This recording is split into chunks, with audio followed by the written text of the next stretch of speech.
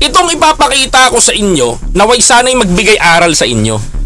And pakinggan ninyo ang sasabihin nung matandang Duterte, no? Hindi ko ito, mga kababayan ko hindi po ito, mga kababayan ko, na masasabi natin na magandang pananalita. Pero tingnan nyo ho kung paano ho nag-aanyaya ang isang Duterte o ang isang matandang Duterte. Pakinggan nyo mabuti.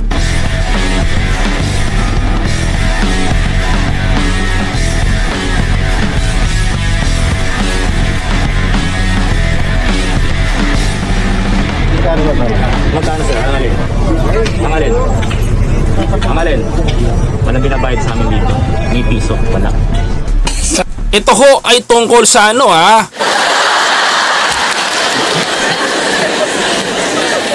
Ito ho yung sinabi niya na pag-iimbita sa tao, sa mga tao sa Bulacan.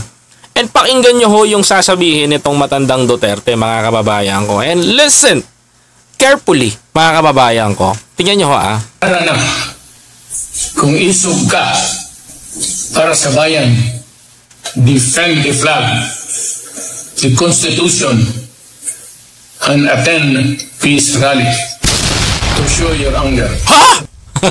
Kita-kita tayo sa April 28, 2024 at 5 p.m. Ang venue natin is Poblacion Bustos. Private property yan. Kasi yung mga gagong opisyal dyan, walang alam sa batas. At idemanda namin sila. Sigurado yan. Violation of the constitutional right of persons to peaceably assemble for i-redress of grievance. Paano naging peace? Ito. Gusto nyo himayin ko to? Himayin ko Himayin ko sa inyo. Ayan, papakita ko sa inyo. Unahin natin dito. Ayan, pakinggan nyo mabuti. Sabi ni Duterte, tara na. Tara na. Sabi ni Duterte, tara na. Kung isog ka. Kung maisog ka daw, kung matapang ka daw. Para sa bayan. Para daw sa bayan. Matapang ka daw ba para sa bayan? Defend the flag. Defend the flag. The Constitution. The Constitution.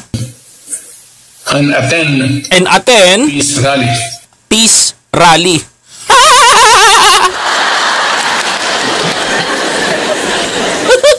Peace rally To show your anger. Pakita mo daw ang galit mo. Kita nyo, nagsisinungaling na naman si Duterte dito. Binobola tayo. Ulitin ko to. Sige. Alam mo, pag kailangan gusto ko maintindihan nyo Kaya na. Pakinggan nyo Tara na. Kung isog ka. Matapang ka daw. Para sa bayan. Defend the flag. Yan. Paano ka depensahan mo daw ang bandila kundi ang bansa? Depensahan mo daw ang bansa. Bakit? Ano ba ang kalaban natin ngayon, Mr. Duterte? Can we explain to the Filipino people who is the true enemy of the Filipino people? Sino ba ang totoong kalaban?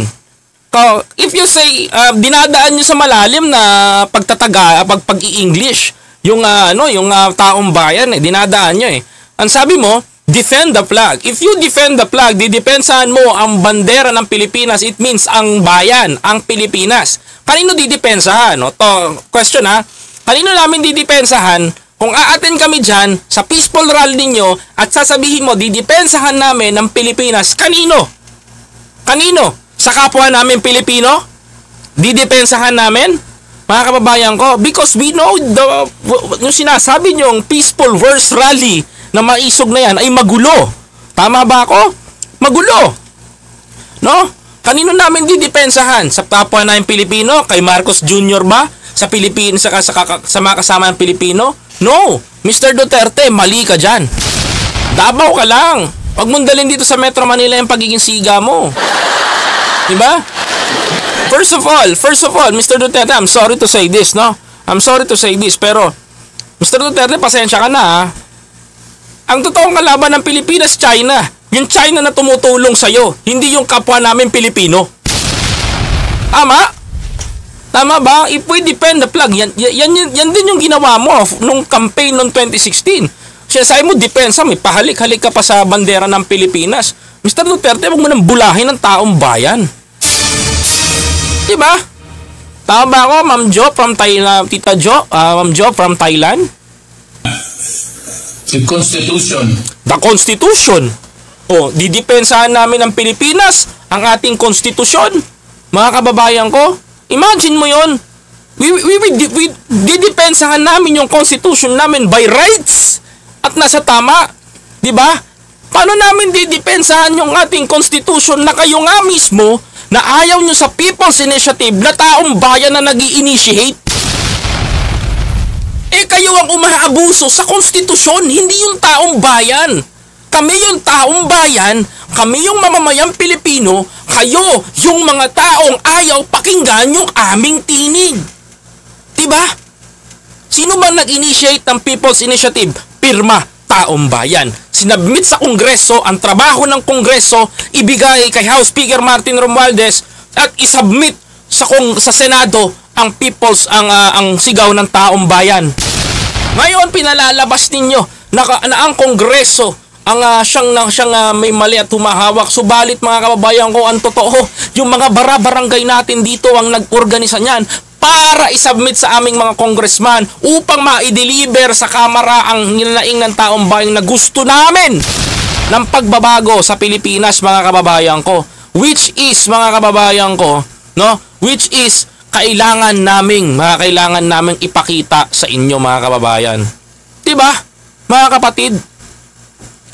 Which is kailangan namin ipakita sa inyo na eto ang aming tinig, pero hindi nyo pinakikinggan. How can you say that we need to defend the Constitution? Kayo nga yung bumababoy sa ating Constitution. Diba? Ayaw nyo ng pagbabago sa Pilipinas? Bakit? Paano yung pagbabago? Ayaw nyo magkaroon ng People's Initiative? Ayaw nyo magkaroon ng economic provision sa bansa natin ng lumuwag? Bakit? May mga kaibigan ba kayo natatakot na maging malugi sa negosyo? Diba?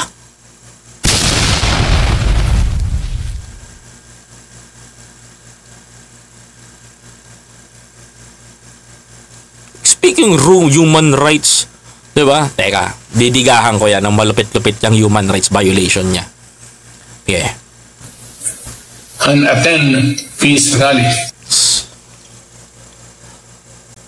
Defend the flag, defend the Constitution, tapos attend the peace rally to show your anger. Are you insane, Mr. Duterte? Grabe, mga kababayan. Diyos ko. Naawa ako sa taong bayan. Naawa ako sa mga Pilipino. Naawa ako sa mga kababayan natin, mabubudol lang mga to. Di ba? Alam mo, my dear Filipino people, kailangan natin gumising sa pagkakataon na to eh. Kailangan natin tumayo sa pagkakataon na to eh. Kasi tayo ang binubudol niyan. Tayo ang niloloko ng mga yan. Can you imagine? 2016, niloloko tayo sa paghalik-halik sa bandera ng Pilipinas. Didepensahan ng bansa natin sa China. Ang nangyari, mag-jet ski ako, pupunta ako doon, ititirik ko yung bandera ng Pilipinas, bahala na ang China sa akin. Totoo nga, nagkatotoo nga ang lahat ng nangyari, mga kababayan ko. Di man siya nag-jet ski pero inalalayan naman siya ng China para lumaban sa mga Pilipino. And that is what happened to our country.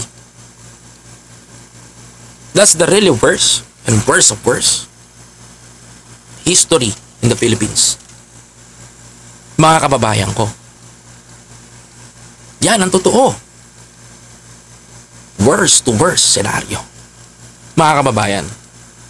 Ano nangyari? After nun, mga kababayan ko, may nagkatotoo, walang nagkatotoo sa mga sinabi niya, binudol ang Pilipino. Mga kababayan ko. How can we defend the Philippines? Sino ba ang totoong kalaban natin? Ang China nga ba? Mga kababayan ko? Mga kapatid, ang China ba ang kalaban natin? Of course! Sila ang gustong kumuha ng Central Luzon. 11-11 na claimant na nila ngayon. Susunod yan, 13/13. Dash line. Ang kukunin nila, kasama na yung Mindoro. Di nyo alam, di ba? Kasi hindi nila sinasabi sa inyo. Hindi nila dinidiscuss sa inyo. Mga kababayan ko. Di ba? How can we defend the Constitution? Okay, let's go to the Constitution. Depensahan natin yung Constitution. What happened to the human rights violation na tinrabaho nito? Mga kababayan ko. What happened to our human rights? Anong ginawa nito sa human rights natin? Nasa Constitution ba natin na araw-araw dapat mayroong papatayin? Mga kababayan ko. Na kailangan araw-araw may kota ang mga tropa. Kailangan tudasin tong adik na to. Kailangan tudasin tong mga minor de edad na to. Nasa Constitution naman natin yun. Mga kababayan ko. Na wag, mga kababayan ko, kang kikitin ng buhay. Mga kababayan ko. Anong Constitution doon? Diba? Tayo nabudol ng tao na to. Kaya wake up, Filipino people. Kailangan nyo buksan ang isip nyo dito. Pinasasakay na naman tayo sa mga malambing na mga salita ng mga politikong ito. At pinaparide tayo ng pinaparide sa kanilang mga trip, mga kababayan ko. Bandang huli, sasabihin na naman sa inyo, malapit na kasi 2025 election, panahon ng kampanya, mga ugok, naloko ko na naman kayo. And I want to show, gusto kong pakinggan nyo to. To show your anger. Ayan, no, aten. Sabi niya dito, ayan, huli natin. Pakinggan natin. Tara na. Tara na.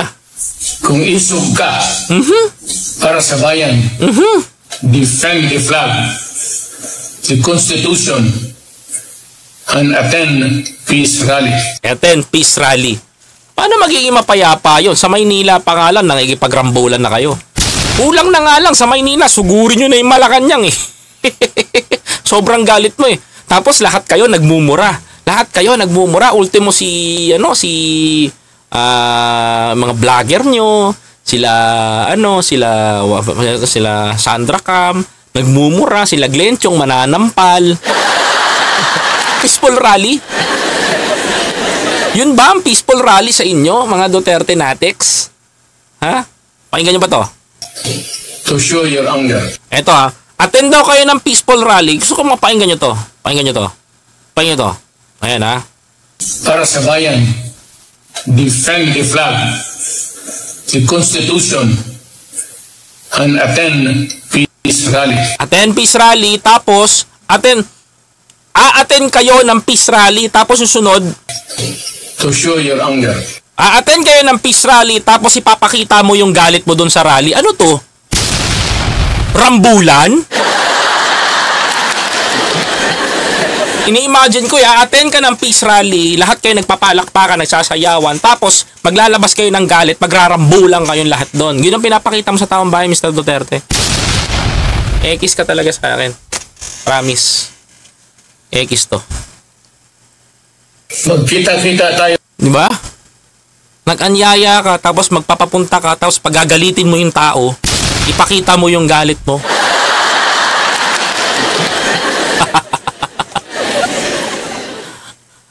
Budol!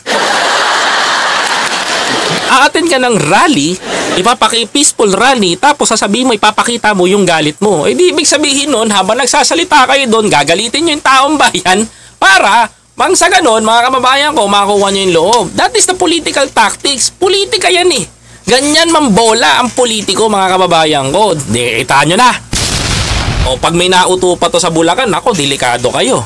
Mag-isip-isip kayo, mga kababayan ko. Diba? Yan ang mali. Ako, Mr. Duterte, pasensya ka na. Pasensya ka na. Nag-meet na tayong dalawa. Personally. No? Personally. Nag-meet na tayong dalawa. Pero hindi dahil sa na-meet kita, nakamayan kita, okay tayo. Tandaan mo. Kung nakisama ka sa Marcos administration, okay ka sana sa akin. Pero, nakababa ka na eh. Hindi ka nakapwesto.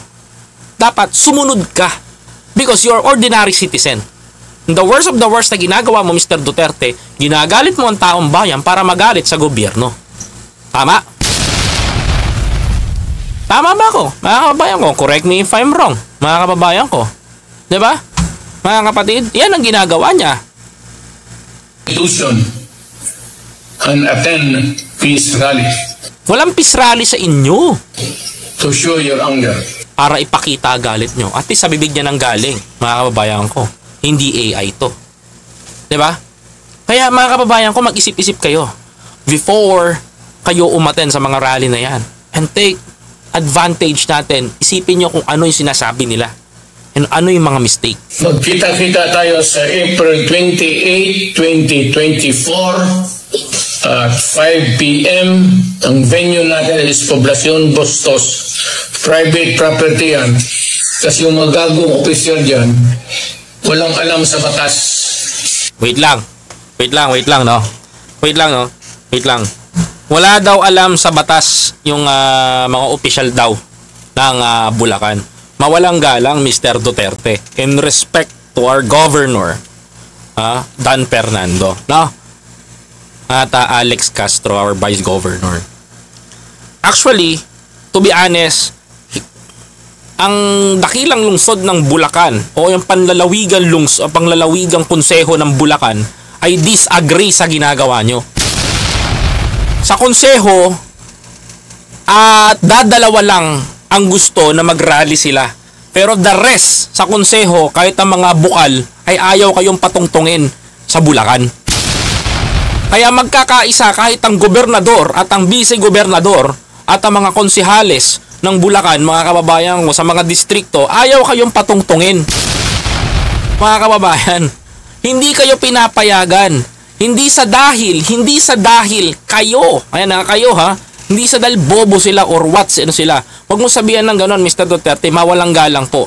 Marunong pong tumingin yung gobernador ng Bulacan kung tama o mali po ba ang ginagawa ninyo. Siguro naman po nakita po ng mga angkalde ng mga lungsod.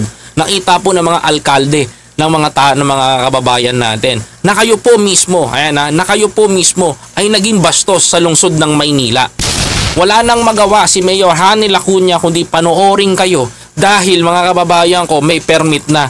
Prayer rally ang inyong pinunta. Prayer rally ang inyong ni-request. Yung pala prayer with anger, mga kababayan ko. Dapat sinabi nyo palang prayer with anger. Para nang sa ganun alam ng tao na may galit sa bandang huli ang ginagawa nyo. Tuloy. At idemanda namin sila. Sigurado yan. O, kita nyo? Yan ang gagawin nyo. Pag hindi kayo pinayagan, magdidemanda kayo. Ikon kayo. Diba? Tuloy. Violation of the constitutional right of persons to peaceably assemble for redress of grievance. Grabe ang mga Duterte, no? Narinig nyo yun, mga kababayan ko. Sila pa ngayon yung magdidemanda sa dakilang lalawigan ng Bulacan at sa mga opisyales nito dahil hindi pumayag sa kanila. No, mga kababayan ko, mga kapatid, ganyan nila binabalahura ang mga tao na nakapaligid sa kanila. If I were you, no, balik ka na lang sa pagka-mayor ng Davao. Hindi ka pa pwede pang national. Or mamulat kayo. 'Di ba? Mamulat kayo. No? Mamulat kayo, mga kababayan ko. Number 1, attitude. Pinamumukha nila. Nakita nyo yung unang nilabas kong video. Minumura nila yung driver. Minumura nila lahat. Number 2, mga kababayan ko. Ginawa nilang pangluloko dun sa caretaker. Mga kababayan ko. Diba? Number 3, a-attend kayo ng rally.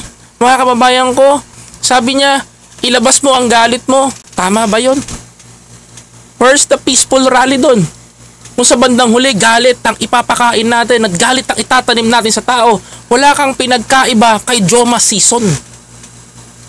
Number 4, mga kababayan ko, defend the Constitution. Ikaw nga tong numero 1. Disagree sa taong bayan.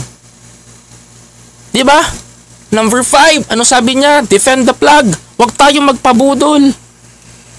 Didepensahan natin ang ating bayan samantalang sila ang totoong kalaban ng bayan. Because they are one with the nagipag-communicate sila at kasama sila ng China. And who is China right now for the Filipino people? At sa ating mga mangingisda sa West Philippine Sea na gumigipit, di ba? Gumigipit sa ating mga mangingisda. I will give you a short message. Nasasabihin sa inyo to. Kung talagang si Duterte mahal ang bayan at gusto talaga ni Duterte na magkaisa ang Pilipinas, right now, Mr. Duterte, punta ka sa China. Kausapin mo si Xi Jinping. Sabihin mo itigil yung pambobomba sa atin ng tubig. Pag nagawa mo yun, papalakpakan ka ng taong bayan.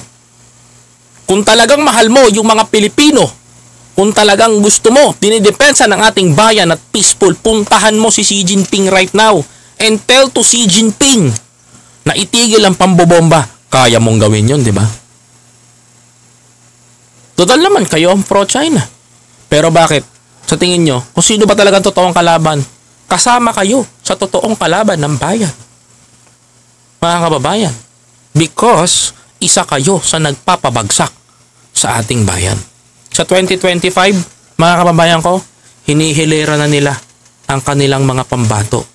Kaya nagrarally ng ganito. Hinihilera na nila ang kanilang ginagawa. Para sa ganun, mga kababayan ko, lahat ng kaalyado ng China nakaupo sa Pilipinas. They are the fruit China troll politician here in the Philippines. Mag-isip tayo, hindi lang dito natatapos ang ating laban. Ang totoong matapang, mga kababayan ko, wala sa rally. Nasa pakikibaka at laban dito sa loob ng social media. Mga kababayan ko, ako po si Biyahe ni Koy, isang matapang na tao, naniniwala sa adhikain ng Magdalo. Maraming salamat po.